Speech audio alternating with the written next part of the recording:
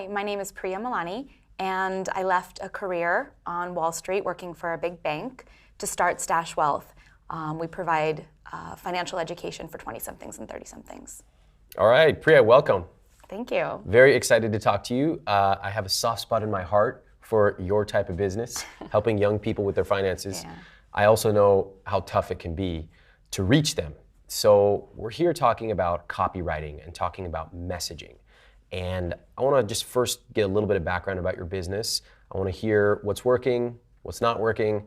We'll probably write a little copy right here on the spot together and see if we can take what's in your head and make it a little clearer for your customers. How does that sound? That sounds awesome. All right.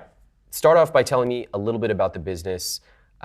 You're serving 20s and 30-somethings. What are you trying to help them do, and how's it going? Okay, so the idea is to motivate 20-somethings and 30-somethings so they're on track with their finances. So when they hit their 40s, they're not kicking themselves. Any 40-year-old you talk to, all they'll say is, I wish I knew this, I wish I started sooner, and I'm trying to avoid that for my age demographic because I think there's so much potential out there that they have. If they have the right advice and guidance, they can achieve everything they want. So this market you're helping is basically your age and a little bit younger, right? Correct, yeah. So you know this market? Yeah. All right. I am this market. You are this market? Yeah. Okay. How's it going so far? Tell us a little bit of stats. Tell us number of customers. Is it resonating with customers? Tell us about that. So for us, we reach out via education. We provide monthly seminars in Manhattan, and those are getting filled. I try to keep them small, 10 to 12 people per month, and I'm getting people coming to them. What do you charge for that? We charge $35 and provide free beer. Okay, and very nice deal. Financial tidbits. Okay, so about 10 people will come to these 35. So you're making about $300, $350. Right, but I'm not converting. So converting means you want to try to upsell them. Yes, exactly. I would like them to realize, like, oh, this is some really good information. How can I put it into play for my own life? Like going from education to planning. Exactly. Okay, and tell us about the plan. Yeah. What kind of offer is that? So the plan was it's a deconstructed typical Wall Street financial plan that we have moved in to adapt it to what our generation really wants, which it's much more modular, it's much more visual, it's much more hands-on, and when we actually deliver the plan after interacting with the client, I can explain that, it's easy for them to understand. It's not like a big 200-page document that they're just going to be more overwhelmed by. How much you charge for that? $675, which is very accessible, and I'm sure they charge a little bit more on those Wall Street banks you used to work for. Right. So I totally understand that our demographic can't pay those prices as well. How many customers do you have at that price point? That I've delivered plans for? We've probably done about 8 or 9 plans. Is that good? Is that bad? Where do you want to be? I want to be doing 2 to 3 plans a week. Okay, so you need a lot more. Yes. So if I'm hearing you right, you're filling up the education seats to some extent, but that's not really a moneymaker. No. $300 is not really going to make anything. You need the higher end plans, and you need a lot of them. Yes, volume, yeah, definitely. You need volume. Okay. Well, we're not here to talk about traffic generation strategies and all that. That's for another time. But we are here to talk about messaging, and specifically your copywriting. And I love talking about this. So one of my most fun things in life, other people go scuba diving.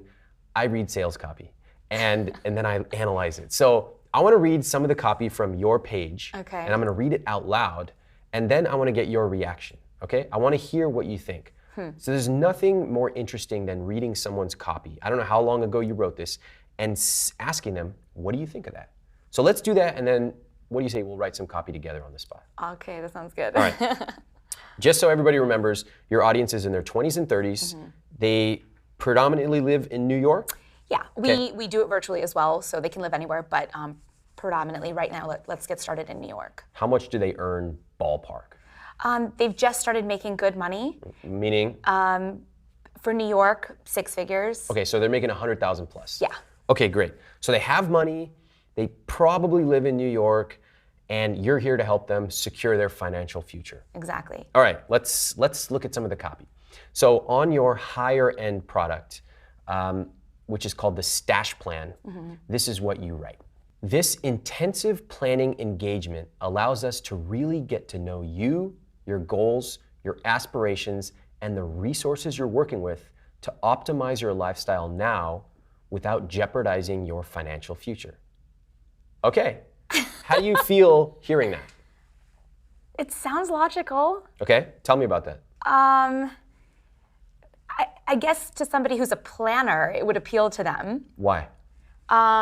Because it's methodical and it's rational. I mean, there's. Meaning what? It's rational. I guess people, I should remember they act more emotionally and they need to be driven by that. But we'll get to the emotions. Trust me, we'll get to. By the way, I love that I'm going to talk about emotions today, but we're going to get to that.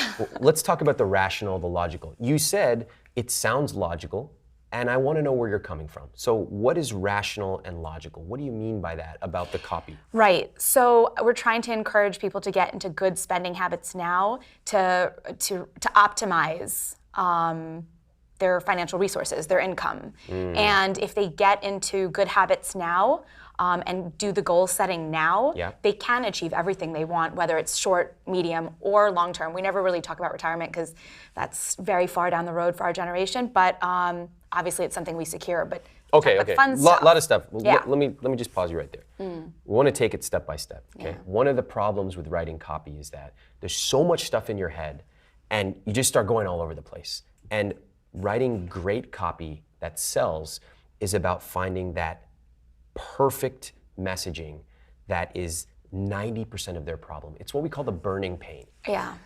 You can talk about all these other things, but really if you went to your customers and asked them like their number one burning pain, that would represent 90% of your messaging. The rest of it is sort of irrelevant. For example, in one of our sales pages, which is Earn 1K, we talk about earning money on the side. That's it. That's earning money on the side is the 90% problem. Why? We could talk about getting more clients, and we could talk about dealing with higher value clients, and we could talk about all this other stuff, but really, ultimately, they just want to earn money on the side. And the rest of it is just details, okay? So one of the things about writing great copy is finding that 90% burning pain and deprioritizing everything else. So I want to come back to you, and I want to echo what I heard. You made a very logical case. You're in your 20s, you're earning good money, as you called it, and if you start saving and investing now, you will be financially secure. You'll probably be a millionaire. You'll be able to buy whatever you want. You're not gonna be like those other 40-year-olds who look and say like, oh my God, I wish I'd saved. I'm in so much trouble, right? Right. All logical. Unfortunately, mostly irrelevant. Why is it irrelevant? When you talk to people and you tell 20-somethings, you need to start saving now. Like when you do this in your $35 classes. Yeah. What's their reaction when you say this to them? I do it via, I've gone through many different variations on how I present that to motivate them. And when I give an example, that seems to work What's the example? well in the moment. Keep going. It works well in the moment. Yeah, it really encourages them. But of course, they leave.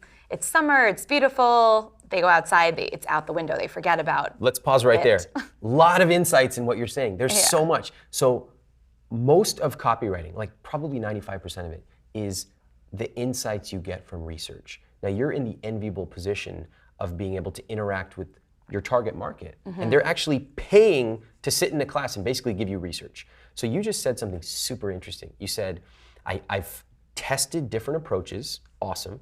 I found an example that works. Presumably it's compound interest or something like that, right? Exactly, saving now versus saving later. There you go. And they're like, oh, so they're like, oh, interesting. So that's good. That's sort of an intermediary good thumbs up. But then they leave and they never convert. They never go to the higher end plan, right? Life gets in the way. Life gets in the way. So what are our options here? We can browbeat them over the head with a hammer and say, you really need to save seriously. Or we can realize that we're missing something. You said you made a very logical approach. Fine. I live in New York as well. I was just out last night in the meatpacking. Meatpacking is, how would you describe meatpacking for the people who are watching? It's a hip and happening night spot. It's a night spot. Yeah. You go out there, people go to bars, clubs, whatever. Right. When I was out last night, do you think I was thinking compound interest? No. No. And me, let's pretend I'm the target market. Let's just say, how old am I in your target market? I'm 20 what? Let's just pretend. 28. 28-year-old guy. Okay. I'm out in the meat packing. I got my cool shirt on, and I make like what, $110,000 a year, let's say. Sure. Was I thinking compound interest last night? No. What was I thinking? Having a good time. I was out with my friends. Right. Getting just around. enjoying yourself and just. Boom. So as you said, life gets in the way. What were you going to say? I was going to say then I need to figure out if they're feeling guilty about spending that money, about being out the night. But that's Let's talk about part that. of my approach. So pretend I'm your guy. I'm your customer. Yeah. So here I am today at work or whatever I'm doing. Do I feel guilty about last night? I call it the Monday morning hangover. Okay. Because I'm like, do you wake up Monday morning, open your credit card statement, and think, oh crap, New York's expensive. Should I have spent that? Like, and then feel bad about it and Keep going. and like, is there a better way? Should I don't know. I just Keep going. Your copy's good. Keep going. Do you wake up Monday morning hangover, New York's expensive? Play it out. New York's expensive. Could I have afforded that last night, or should I have been doing something else? I get stuck. Okay. That's where I get stuck. You got your planner mindset on one hand, Yeah. and real people on the other hand. And what I sense is that everything you're saying is technically correct. They should take advantage of compound interest. Time. They should take advantage of the time value of money and all this stuff. But then I'm like, my buddies are going out in the meat packing, and life gets in the way, especially if I live in New York and I'm a high earner, or as you called it, I have a good amount of money. What's more important to me? Is it the rational, cold graph, or is it living this life for this limited time I have? Which one? YOLO generation, right? So I totally get it, or FOMO, however. Yeah. But that's the mindset. So for me, it's about showing them, hey, you can automate it so that you don't even have to think about it, and you can go out and, I don't know if this is the right term, and I use this sometimes. I'll say save first, blow the rest. And you can blow it. Go out to meat packing, have a great time, and you've done the responsible thing by automating the rest. Let me ask you piece this. of it. What do you think their ultimate goal is when it comes to money? To have a lot, Why? to feel financially free, buy what they want, and live the life that they want. Which one is the most important out of it? You just said two things. You said to feel financially free and to buy what they want. Which one's more important? To them, probably to buy what they want. Who else I don't think they matters? Who else understand. matters? You said to them. Who else really matters in this equation?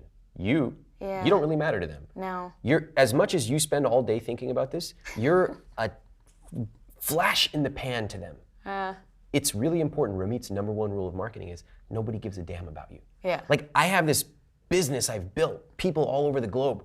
We're maybe 60 seconds in their inbox a day. Maybe, if we're lucky, a couple minutes. That's true.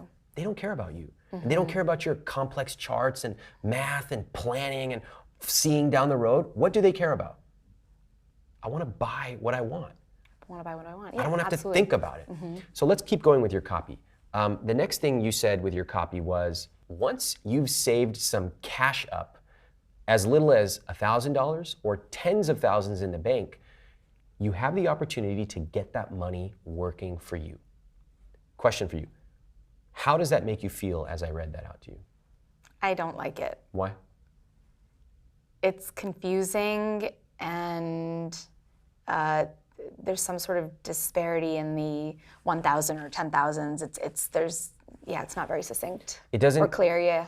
Agreed. It doesn't speak to me. It's Yeah. kind of weird, and it raises more questions than it comforts me or attracts me. Let's keep reading. This 4 to 5 hour intensive is a high-level discussion. Let's just pause right there. I'm not even going to read the whole sentence. How do you feel about that? No. Why? It just sounds like work. Yeah, I want to kill myself. Like, if I'm a normal person making whatever, and How are you going to give up 4 to 5 hours? 4 to None 5 of us hours? have that. Let me get this straight. It's basically telling someone who doesn't floss, hey, you need to floss, your gums are gonna bleed. Oh, so you're already gonna hate it. And by the way, just do it for 4 to 5 hours. Oh, and by the way, it's a high level intensive. Well, what does that even mean? Yeah. People don't know what high level even means. Yeah. Let's keep reading. This 4 to 5 hour intensive is a high level discussion broken down into terms you can understand. That I like. Okay. It's making me feel a little bit more comfortable. But ultimately, do I really care about understanding Probably not. No. This is a very interesting and important point. Planners think everybody wants to understand. As your potential client, do I want to understand? No. What do I want? Just for it to be easy. No. What do I want? What do I want? We talked about it just a few minutes ago. Just to enjoy your life and buy what you want. Buy what I want. If If that's your market, okay? So always remember, because in the back of your head, you have this invisible script that says they just need to understand. Let me teach them the math and they'll get it. And maybe 2% of people want to understand, but most people just want it to work for them. Right. All right. That's fair. You said at the end, you'll have a financial plan you can start implementing right away. Your response? Put yourself in the mind of your customer. I'm going to read that sentence out to you one more time. Okay. At the end, you'll have a financial plan you can start implementing right away. 27-year-old Priya. They'd have to value that, which they probably don't value having a plan. And they're probably not going to implement it. Yes. So now I've paid a lot of money to get what? Nothing. Worse than nothing. More work. Work I don't want to do. So basically, why am I going to pay you to hate this? Right. The idea was to appeal to the DIYers out there, because there are a lot of DIYers in our generation. So then why are they going to come to you? Why don't they just go get a book, such as a book called I Will Teach You to Be Rich? Right? Yeah. Now, I'm not saying that you shouldn't pursue this market. There's more than enough room. Right. You're targeting a very different group, and you're doing it in a different way. Right. But if they're going to DIY, why don't they just go buy my book for $10? Yeah. So what's the answer to that? Okay, and I've read your book, so the philosophies are similar, but I'm providing like the high touch, hands-on, mom and pop, come, let's meet together and let's work through the specifics, and you're gonna have questions, and sometimes I'm dealing with a husband and wife and they're conflicting, so I'm able to act as an intermediary, and some people, don't see eye to eye on finances as their spouse, with their spouse. Okay. So I feel like those are some of the pros. Good answer. You're definitely providing a different service than a $10 book. There's no doubt about that. What is not being accomplished here is communicating in a way that moves them. Yes. It's all about you and your planning, and nobody cares, right? It's good. You need to know this stuff, just like I need to know about compound interest and asset allocation, and I do, but I don't really use those specific terms that often with people. All right? Smart. I move ways that I write copy that gets them to pay attention. I give them what they want first, and later I give them what they need. Yeah, I've heard that. So I want to write a little bit of copy on the spot here. Okay. And I want to take you through what this sales page might look like. Okay, remember, some of the copy on your sales page says stuff like, this intensive planning engagement allows us to really get to know each other. And we will work together for 4 to 5 hours for a high-level, intensive engagement, okay?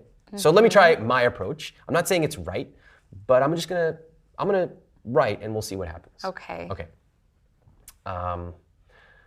When I started out, I graduated from college, I went to a good school, and I was really proud that I got a good job. For the first time, I saw my first paycheck and I realized I was gonna make over $100,000 a year. This blew my mind because my parents never even made that much. And when I looked at that check, I realized I would never really have to worry about money again. I was making it. All that work I'd put in, all that time I'd spent, I made it. My parents were unbelievably proud of me. I knew that I could afford an apartment to live in the best neighborhood that I wanted to live in. No compromises. That was my new philosophy. No compromises. I went out with my friends all the time. Why not? Work hard, play hard. Yeah. Saturday brunch, count me in. Out for drinks on a Wednesday night in the meatpacking, see you there. Why would I worry about money? I don't need to worry about money. I make $105,000 a year. And my friends never brought it up either. So if they don't worry about it, I figured, why should I worry about it? Let's just pause right there. Let's just pause right there. How does this strike you? So relatable. Why? For so many people, because that's probably exactly their situation for a lot of people, so that they can relate, they can put themselves in that exact story and say, that's me. Okay, what next? What's next? Yeah. Very interesting you say that. When people go out on a date, they don't give their whole life story at once. right? They start off with just some basic stuff like where are you from, what do you do for a living, and over time you get to know their political beliefs and all kinds of stuff. Sure. If you start talking about high-level intensives, that's sort of taking them way far down the road. They're not ready for that. Does that make sense? Yeah, it does. So part of writing great copy is knowing when to give them the right material at the right time. Okay. So I have asset allocation in my book. It's in chapter 7. Okay? Chapter 1 is about how to beat your credit cards because you hate your credit card company. You see the difference? Yeah. So much more approachable and relatable. You can give them Nuggets, yeah. Nuggets, yes. Short little nuggets, and then give them the heavy stuff later. Yeah. Let's keep going on with this copy. So where did we pick up? We left off at why would I need to worry about money? My friends don't worry about money either. Right. Now, you know, it's true. I knew I needed to set up a 401k, and in fact, I'm a little embarrassed to admit that I left that 401k packet from HR. It was sitting in the top drawer of my desk at work for over a year. I knew I should look into it, but life got in the way. And I heard things on TV about Roth IRAs and all this stuff, but you know, there would always be another day to do it. I was young, and I just wanted to go out and have a good time, work hard, play hard. And looking back, I wish I had taken even 2 hours to look through some of this stuff. If I had done that, I know I actually would have saved up like over $25,000. That's the kind of money that would make me feel safe. That would make me know that I never have to worry about things. I'm 32 now, and I'm ready to start. When I was 25, honestly, you could have told me anything and I wouldn't have listened. I wasn't ready. But at 32, I'm about to start a family. I'm ready to take this seriously. I know that the next part of my life needs a little bit of planning. Let's pause there. How does it strike you? I love it. I love where you took it. Why? Because it, like I said, it's just, it is the demographic. That's exactly what they are, who they are, what they're going through, probably what they thought. The fact that you mentioned, like, a little embarrassed to admit, you know, that is, I brush over that sometimes. And Why? I don't know. I'll tell you it's why. neglect. Yeah, it's really bad that I neglect that. Well, it's not bad, it's just you haven't built the skills of communicating in the right way. So it's not that you're a bad person. Copy and communication comes, it's a skill. And that's why we're here, right? We're working on improving it. I think you skip over it because you're in such a rush to give them all the facts and figures. Yeah, probably. Oh, if they just get this 401k thing, then... Free money, how did you not do it? Yeah. And the truth is, like, yes, you probably need to tell them that stuff, Yeah. but probably not now. You haven't even gotten them interested yet.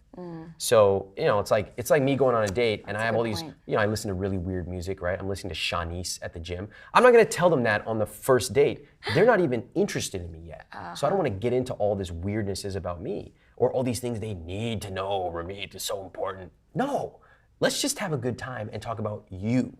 Right. So a lot of people think copywriting is this sleazy way of selling people on something they don't want. You're actually profoundly respectful when you put them at the center of your world. You're actually taking yourself out of it and saying, I have a lot of knowledge and all this stuff and I can help them, but first let me speak to them. Let me listen to them. And that's the beauty of copywriting. It actually puts them first. So let me finish up some copy and then we'll talk about holistically what we've done. Okay. We talked about embarrassed of the 401k. Oh, we talked about I'm ready, right? I'm ready to make a change. So I'm 32. I'm about to start a family. If you had told me this at 25, I wouldn't have listened. But now I'm ready. And I know that I have to make some different decisions than the one I did at 25. I know when I was 25, I was so crazy. Go out, drink tequila on Tuesday night and coming in, my hands would be shaking.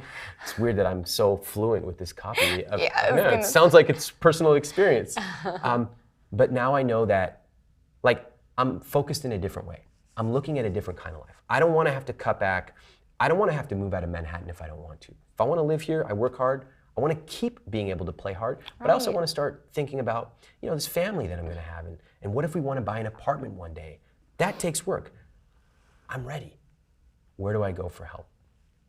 I mean, it works, right? Yeah. It's so different than high-level intensives, and we'll work together for 4 to 5 hours, and you're gonna have a plan. Here's your plan, get the hell out of here. It's so different. So let's break down what's different about it, okay? I'll tell you some of my thinking on what went into that copy and how you can apply it to your own business. Okay. First of all, the key insight in that copy was the transition. So we started off talking about when I graduated and I made 100K. That's very intentional. Your market is unique. Most people in the country are not gonna resonate. You don't want a $30,000 earner. That's not your market, and you should not try to serve them. So when you say $100,000, you're putting your hand up and saying, I want the people who live in this area and make this kind of money. That's intentional, okay? It's gonna be offensive to a lot of people, so be it. You're reaching out to those people. Then I said, I made it, I worked hard. Why? Why did I say that? It's not just because I like to talk. The people who are making $105,000 out of college, what kind of people are they? You were that kind of person. They work really hard. Yeah. So they don't want to be patronized. Don't give me what you're going to give me a $30,000 earner, right? Yeah. You're speaking in a different way. And I happen to know you can do that because I know the companies you've worked at on Wall Street. Those are the people who you worked with, right? Okay, so that's intentional. Then I talked about how I went out and, I want to work hard, play hard. These are phrases that this market uses, right? Right. How do we know that? Because we are this market. So notice that I'm being totally non-judgmental. I haven't said a thing about, oh my God, you're compromising your retirement. No, I'm talking about, this is the life I lead. And I'm unapologetic for it. I went out to the meatpacking and I love it. Right. Okay, the key insight, the transition. And then I did the 401k thing. I kind of admitted that, it's okay. The transition is, I got a phone call from my bank. Let me just write some more copy for you on the spot. This could be a transition. You say, it's so crazy. I got an email from my bank and they said I had overdrafted. How could I overdraft? I have $5,000 sitting in a different account. And it was a wake-up call for me to realize it's time for me to pay attention to this. That's one example of a transition. Another transition could be, I'm 32. I'm ready to start a family. That's a beautiful transition. And at that age, it's a natural thing. You start thinking about starting a family. That was the transition I wrote in the original copy. So now you notice that the copy's all forward-looking. It's, I'm gonna start a family. One day I might buy an apartment. I need to make longer decisions. Notice that they're not saying, I was a bad person when I was 25. Right. What do they say? I don't apologize for what I did at 25, but I'm looking forward now. I'm willing to bet a lot of people who talk like this and they say, you know what, like I wore certain things when I was 25, now I dress differently. Or I went to different places when I was 25, now I go to different vacations. I don't stay at a hostel, I stay at a nicer hotel. True or false? Sure, okay. Absolutely. So what did we learn overall? What did you take away from this exercise in copy? Okay, non-judgment, not using technical terms and trying to talk down to them, but talk with them, make it a conversation, more of a story to relate to them. Show them that you get them. Most important. Yeah. You get them. You truly do get them because you are their market. Right. But you weren't showing that. You put on your planner hat. Yes. Hello, I'm a planner. I'm gonna prepare a document for you. What's a document? I don't even know what a document is. I just want some help. Just make my money do what it's supposed to do. Yeah. Right? Yes, that's what we do. Yeah. It's so frustrating. So the good part is you already have the business. You have the business that exists and you can serve people. Your marketing is not hitting on point. Correct. Right? A simple way for you to find out if it was working would be, number one, just to read it to some people out loud and watch their faces. What do you think they would say if you read that out loud to me? Oh man, I actually, after hearing you read it out loud, I would be embarrassed to read it out loud. You should be embarrassed. Your first time, your copy is not going to be good. Right. But the second, third, 10th time, it'd probably be pretty good. Right. All right, so that's one way to do it. The second way, you actually skipped a step and you went more advanced, which was to get paying people in a lightweight version of your program, which you had people at WeWork who were paying you $30, $35. Right. But then they never converted. Yes. Have you gone back to those people and asked them, why have they not converted? No, Oh, why not? just haven't. That'd be scary, wouldn't it? Yeah. Call them up, send them an email, and say, listen, I'm not trying to sell you on anything at all. This is not a sales call, but I would love the chance to ask you for 5 minutes. You attended the class for $35, loved having you there. I'd love to know a little bit about your decision to not join the planning program, whatever you call it. No sales, just want to know. And they're going to tell you, yeah, I know I should do this. I'm just waiting for another day. I need a little bit more time. I got to get my ducks in a row. Oh, how did I know that? Because I heard it a million times with my book and blog. Yeah. What that's telling you is you have not communicated in a way that resonates or moves them. Right. Time is the most politically correct excuse of all. I can say I don't have time. Really, I just don't want to do this. Or I don't think you're the right person. I hear that all the time. I don't have time. Yeah. You have time. You have time to make $1 million, okay? But you're not solving their problem. Yeah. So they revert back to a politically correct reason of, I don't have time. Right. Okay. What are you going to do next, taking the copy that we've worked on and the insights that we've generated today? What's your next step? Well, obviously to rework my messaging so that it communicates, no, not that it communicates, but that it moves people and resonates with them and makes them, Gets them just excited. gets them excited. And yeah, that's exactly what needs to happen. You think money can be exciting? Obviously. Definitely. Yeah. Most people and most experts treat it as a depressing thing you need to do. Oh, you need to floss, you need to clean your garage, and you need to set up your asset allocation. I'll just do all that stuff later. But if you can actually make it exciting and something that is rewarding, something that gets you pumped up, awesome, you've got them. That's what you can do using great copy. Brilliant. All right, thanks for coming in. Yeah, thank you.